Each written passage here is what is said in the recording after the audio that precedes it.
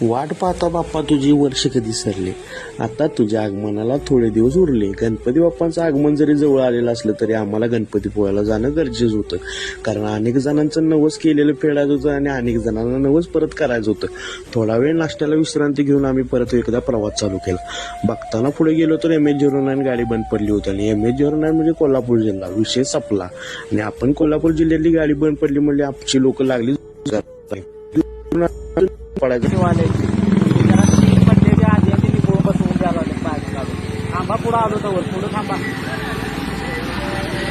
अर्धा तास आमचा गाडी रिपेअर करण्यात गेला आणि गाडी रिपेअर करून आमचा प्रवास परत एकदा गणपतीपुळ्याच्या दिशेने चालू झाला आणि 4 तासाचा प्रवास करून आम्ही अखेर पोहोचलो गणपतीपुळ्यातील भक्त निवासमध्ये. एवढा प्रवास केला म्हणजे आता तुम्हाला माहिती आहे आपली लोक काय करणार होते. पडलीत की सगळी. मग थोडा वेळ विश्रांती घेतली आणि विश्रांती पण अशी घेतली होती की आयुष्यात केव्हा घेतलीच नव्हती का काय. मग आपण केलेला हा व्हिडिओ गणपतीपुळ्याचा बघाय.